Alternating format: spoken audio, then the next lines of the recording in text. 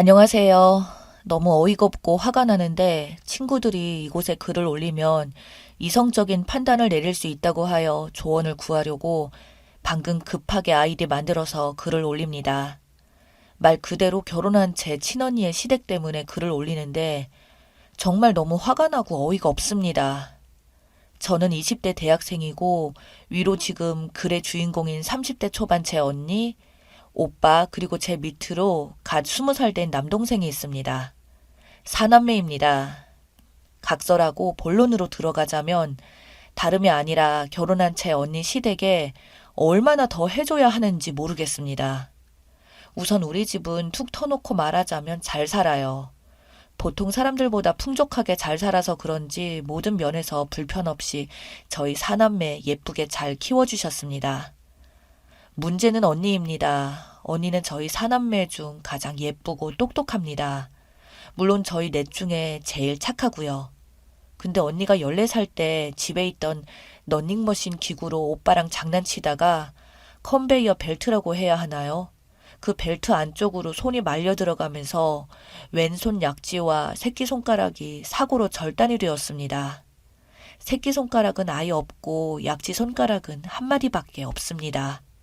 그래도 대학 가고 친구들 사귀고 남자친구 사귀고 하더니 어느 정도 활력이 붙어서 대학 공부도 열심히 하고 방학하면 친구들이랑 해외여행도 가고 그러더라고요.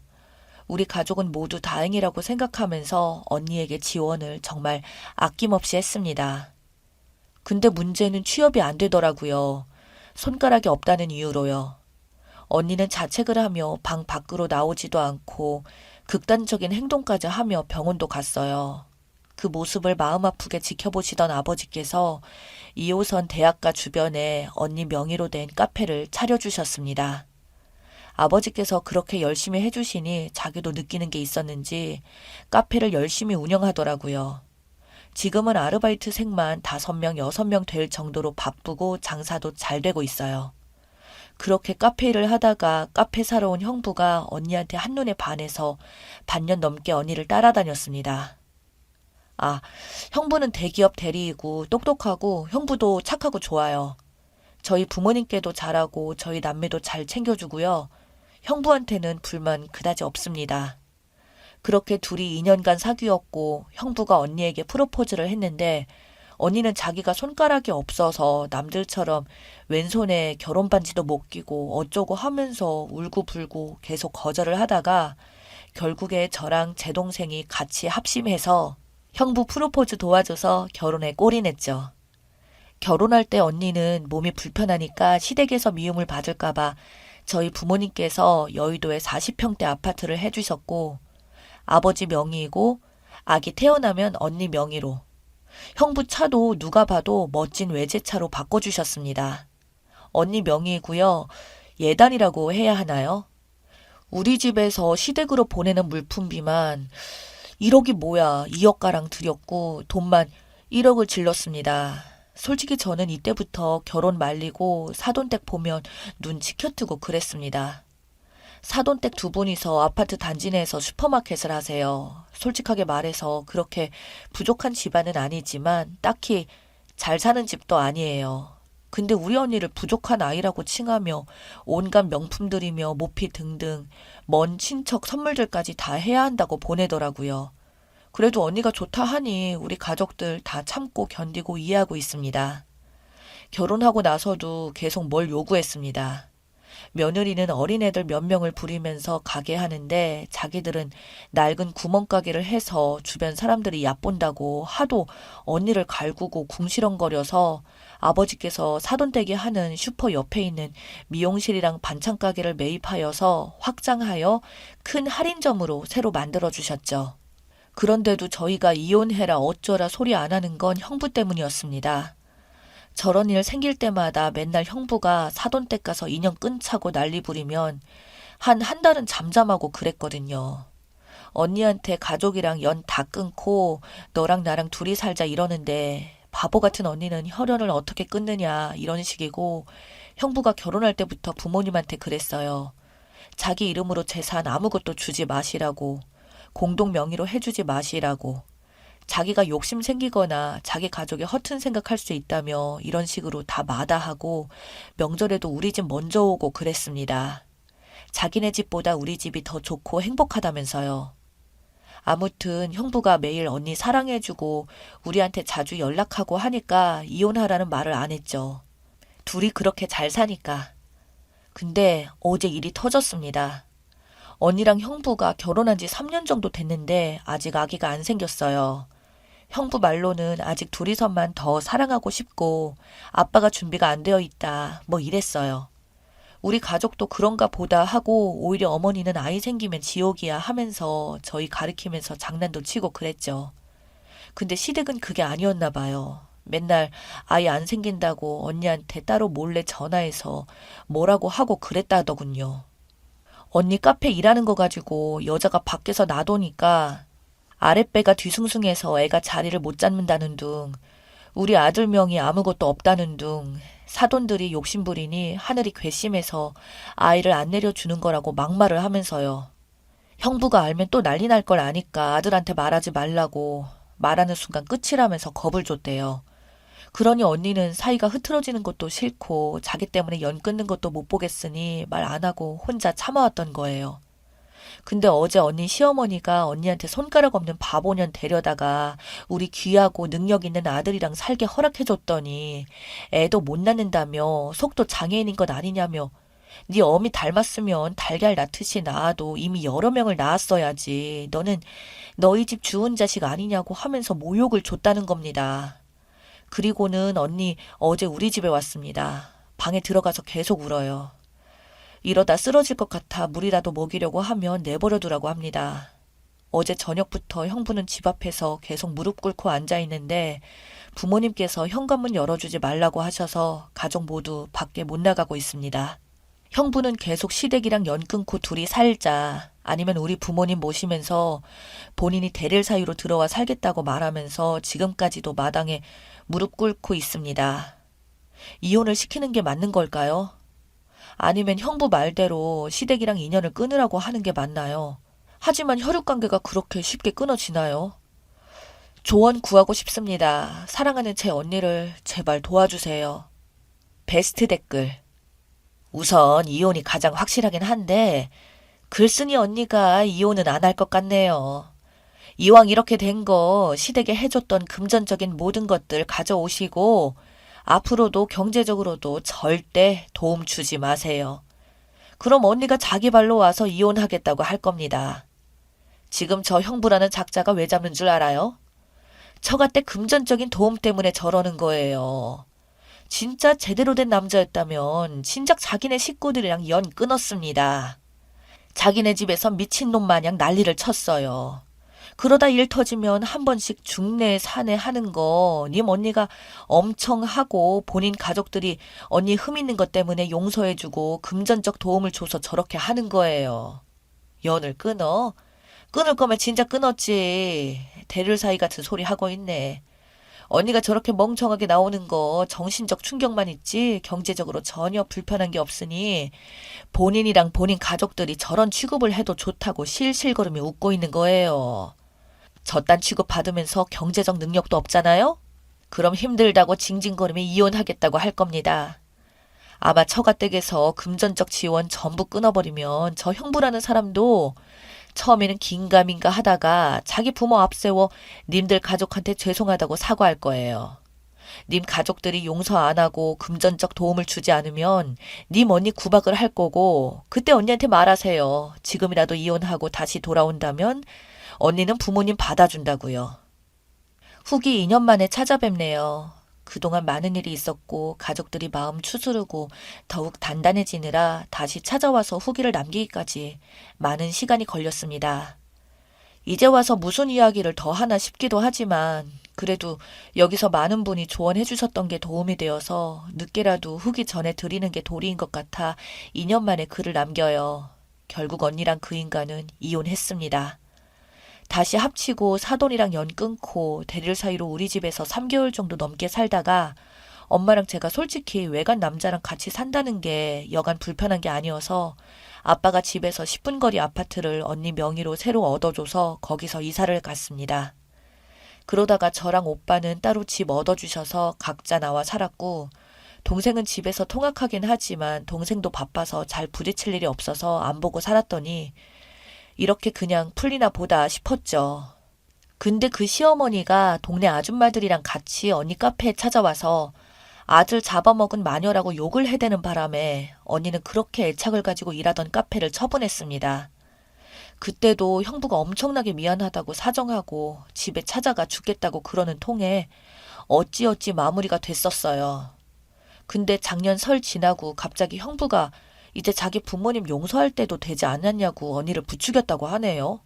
근데 우리는 언니가 얘기 안 해서 몰랐고 때마침 언니가 임신해서 그냥 언니도 좋은 게 좋은 거다 하고 우리 가족한테 말 안 하고 조금씩 시댁 식구들 만나고 인사하고 그랬나 봐요. 그러다가 추석 때 아무리 전화해도 언니가 잠깐만 일하길래 안 오길래 집에 오자마자 엄청나게 추궁을 했더니 결국에 알려줬습니다. 부모님이 엄청나게 화내셨는데 그때 오빠도 초점이 나가서 제정신이냐고 쓰레기 집안하고 또 엮인다고 언니 보고 미친 거 아니냐고 그랬었는데 그때 형부가 오빠를 때렸습니다. 엄마는 그거 보고 너무 놀라셨고 아빠가 막으면서 형부 팔을 잡았는데 어린 놈이 자기 집 욕했다고 엄청 욕을 하고 팔을 휘둘러서 아빠도 넘어지셨어요. 그러면서 딸 임신했는데 이제 당신들이 뭐 어찌할 거냐고 큰 소리를 치더군요. 그리고 언니 바로 쓰러져서 응급실 갔더니 아이는 괜찮다고 하고 언니가 그제야 이혼하겠다고 하더라고요. 우리는 아이 낳고 그 집 주자고 했는데 그래도 아이는 굳이 언니가 키우겠다고 해서 아이 낳자마자 이혼 소송하고 정신이 없었어요.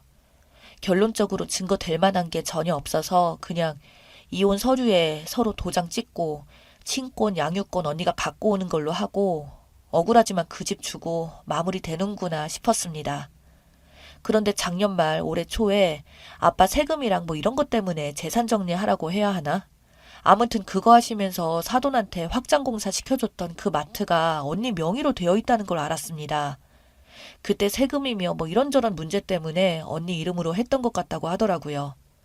우리 남매들 마음 같아서는 무통보로 부동산에 내놓고 혼내고 싶었는데 부모님께서 신사적으로 해결하자고 해서 이건 우리 소유인이 나가던지 앞으로 임대료를 내려고 하니까 말도 안 된다 시위를 하겠다고 해서 이건 아직 소송 중입니다. 근데 변호사들이 100% 다 받을 수 있다고 걱정 말라고 하셨고 법이라고는 전혀 모르는 제가 그냥 대충 봐도 너무 확실해서 신경 안 쓰고 있어요. 형부도 하루 꼴로 한번 찾아와서 자기 가족 밥줄이라고 울고불고 빌고 난리네요. 상황이 이렇게 되니 시모랑 시부가 와서 제발 이것만은 가져가지 말라고 눈물을 보이며 빌기까지 하더라고요. 안쓰럽기도 한데 저도 못됐는지 쌤통이라는 생각이 먼저 들고 있습니다. 어차피 부모님도 그거 돌려받기보단 그 집 혼내주는 게 더 목적이라서 이제 와서 후회해봤자 늦었죠. 잘 해결된 듯 해요. 언니도 이제 차츰 인정하고 조카랑 둘이서 잘 살고 있고 자기 일도 다시 열심히 시작하는 거 보면 비싸고 긴 인생 수업이었다 생각하는 게 마음 편할 것 같습니다. 여러분들께서 조언 주셨던 게 도움이 많이 됐어요. 요즘 언니는 저 만날 때면 항상 결혼하지 말라고 해요. 여자가 능력이 있거나 집이 잘 살면 무조건 손해본다고. 평생 연애만 하던지 그냥 죽을 때까지 사람 고용하거나 좋은 실버타운 들어가서 살지 절대 결혼은 하지 말라고요. 근데 저도 언니 보면서 느낀 게 많아서 그냥 결혼은 생각이 없어요. 이제 다시는 올 일이 없을 것 같아요. 많이 걱정해 주시고 조언해 주셔서 감사했습니다.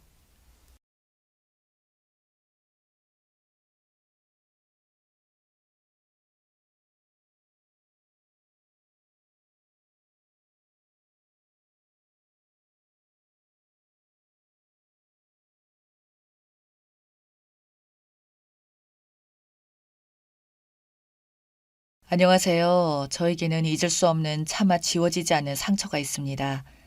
저는 원래 딸이 2명 있었습니다. 애들이 어렸을 때 애들 데리고 친정 간다고 서울역에 간 적이 있었어요. 그때 차표가 잘못되어서 급하게 표 파는 곳으로 가야 했습니다. 양손 가득 짐이 엄청나고 6살, 9살 애들이 옆에서 칭얼대니 머리가 핑 돌더라고요.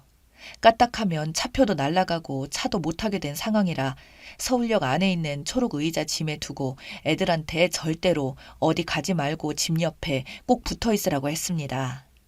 지금은 서울역이 많이 좋아졌지만 그 당시만 해도 별의별 사람들이 다 모여 있는 곳이 서울역이었고 동냥하는 사람들이 아이들 붙잡아 간다는 사람들의 별의별 소문도 다 있었고 무서운 곳이었죠. 그랬으면 안 됐는데 애들끼리 뒀으면 안 되는데 저도 그때 차표에 정신이 팔려 첫째한테 짐 지키고 동생을 돌보라고 한 뒤 표를 바꾸기 위해 매표소로 갔죠. 한참을 줄 선 후 차표를 바꿀 수 있었고 다시 아이들이 있는 그 초록색 의자로 갔습니다. 그런데 사람들이 북적북적한 초록색 의자 위에 있는 분홍색 보자기만 보이고 애들이 안 보이는 겁니다. 애들이 없어진 거였습니다. 눈앞이 하얘지고 피가 거꾸로 돌더군요. 옆에 사람들한테 분홍색 머리띠한 키 큰 여자애랑 노란 실핀 꽂고 있는 흰색 스타킹 신은 키 작은 여자애 못 봤냐고 물어봤어요. 사람들은 모른다고 하며 제 말을 듣는 둥 마는 둥 했고 저는 거의 패닉이 된 상태로 관리사무소 같은 곳을 찾아가 방송을 해달라고 빨리 좀 애들 찾아야 할 것 같다고 말했죠. 거기 직원분들이 저희 딸들에 관해 인상착의를 방송해 주시고 저는 서울역 온 사방을 애들 이름을 부르며 뛰어다녔습니다. 목이 터져라 애들 이름을 부르고 있던 중 뒤통수에 누가 아줌마 아줌마 하고 크게 부르는 겁니다. 저는 정신이 팔려서 저를 부르는지 모르고 계속 애들 이름을 부르며 앞으로 향했어요. 그러자 뒤통수에서 애 찾는 거 아니요? 여기 애가 울고 있는데 아줌마 아줌마라고 소리치더라고요. 저는 그때 그 남자의 목소리가 귀에 확 들어오면서 뒤를 돌아봤습니다. 사람이 너무 많아 애가 보이진 않았지만 이쪽이유 하고 소리치는 목소리 쪽으로 달려갔어요. 노숙하는 사람들이 몰려있는 쪽에 애가 펑펑 울고 있더라고요. 한 노숙자가 울면서 지나가고 있는 첫째를 붙잡아 엄마 어디 있냐고 왜 여기서 울고 있냐고 물었던 것이었고요. 마침 방송에서 애를 찾는다는 소리가 들렸고 노숙자가 애를 붙잡고 영무실로 가려다가 제가 애들 이름을 부르며 찾고 있자 저를 부른 거였어요. 저는 첫째를 보자마자 펑펑 울며 저도 모르게 엉덩이를 때렸습니다. 왜 엄마 말을 안 들어? 미연아, 엄마가 절대로 어디 가지 말고 짐 지키고 있으라고 했잖아. 내가 이럴까 봐 얼마나 마음을 졸였는데. 예슬이는 어디 있고 너 혼자 있어. 예슬이는 어디 있는데?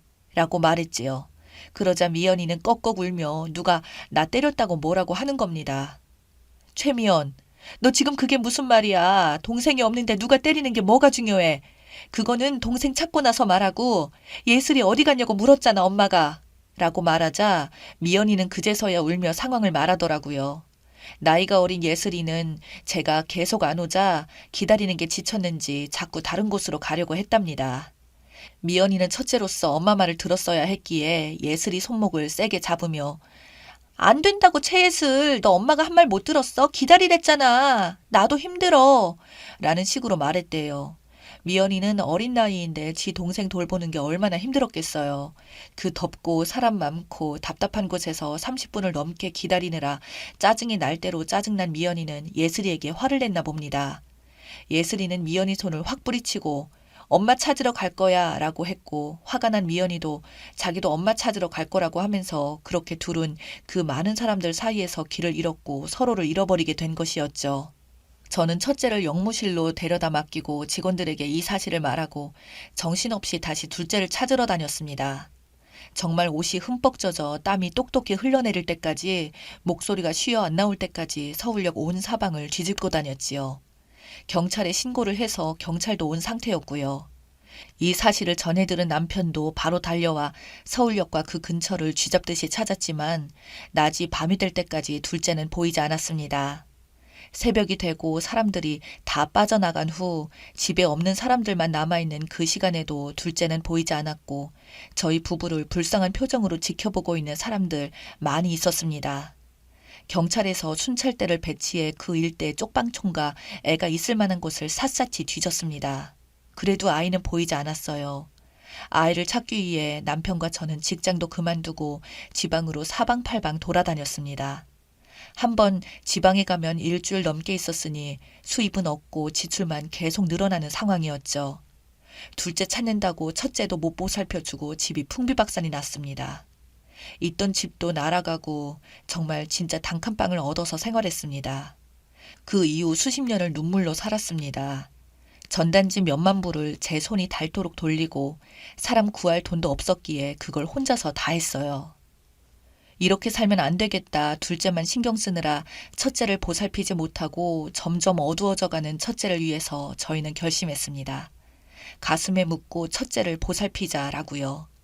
그렇게 저희 부부는 정말 울음을 가슴으로 삼키며 직장을 다시 다녔고 그렇게 첫째를 키웠습니다. 첫째는 저에게 엄마, 나 때문에 예슬이 없어진 거야? 나 때문이지? 내가 그때 화 안 내고 짜증 안 냈으면 예슬이 내 옆에 있었잖아. 라고 하는 겁니다. 아이가 본인 때문에 동생을 잃어버린 줄 알고 극심하게 불안해했어요. 학교도 적응을 잘 못했고 너무 힘들어했습니다. 다행히 심리치료를 병행하며 해가 지날수록 안정이 되었고 고등학교, 대학교까지 건강하게 졸업해 직장인이 되었습니다. 첫째는 특이하게도 어렸을 때부터 일본이라는 나라에 관심이 많아 일본에서 취업을 했네요. 일본에 가서 일을 한 지 벌써 9년이 되었습니다. 저희 부부는 뻥 뚫린 마음을 달래기 위해 그리고 자꾸 둘째 생각 때문에 나쁜 생각을 하게 되는 저를 위해서 시간만 나면 봉사를 했습니다. 고아원에 가서 아이들을 돌보고 갓 태어나 버려진 애들을 도우며 그래도 우리 예슬이도 어쩌면 더 좋은 집에서 살고 있을 수도 있잖아. 이런 식으로 생각하며 마음을 달랬어요. 사실 달래는 것보다 그냥 삭히고 덮어놓은 거란 표현이 맞네요. 이렇게 봉사를 하던 중 봉사팀장님과 함께 새로운 고아원을 가서 봉사를 하게 된 일이 있었습니다. 땀을 뻘뻘 흘려 몸이 너무 끈적거려서 봉사 후 목욕탕에 갔어요. 평소에 목욕탕을 저는 자주 갑니다. 자주 가는 이유 중 하나는 사실 예슬이 때문이에요. 예슬이 왼쪽 등 아래에 가로로 큰 점이 있고 오른쪽 날개뼈에 태어날 때부터 있었던 손바닥만한 붉은 점이 있습니다. 혹시 모르니까 하는 마음에 초반에는 거의 모든 탕을 다 돌아다닐 정도였지만 마음을 비운 지금은 가고 싶을 때만 가는 그런 정도가 되었어요. 그렇게 그 새로운 봉사를 끝마치고 목욕탕에 가서 등을 지지고 때까지 전부 밀고 난 후 밖에 나와 선풍기로 몸을 말리고 있었는데 어눌한 한국말을 하는 여성 한 명이 목욕탕 안으로 들어가는 겁니다. 그런데 그 여자 등이 우리 예슬이 몸에 있었던 똑같은 위치에 검은 점과 붉은 점이 있었습니다. 깜짝 놀라서 저는 아가씨 잠깐만요 하고 소리쳤는데 그 아가씨는 눈이 휘둥그레져서 쳐다보더라고요. 다른 사람들도 전부 저를 쳐다봤고요. 저는 아랑곳하지 않고 혹시 사정이 있어서 그런데 혹시 부모님 성함이 뭡니까? 아니 다름 아니라 잃어버린 우리 둘째 몸에 있던 점에 그쪽 몸에 똑같이 있어서 그래요. 실례했다면 죄송합니다. 라고 했죠. 그 여자는 깜짝 놀라며 처음에는 영어로 말하더라고요. 제가 알아듣지 못하자 어눌한 한국말로 다시 저에게 말하는 겁니다.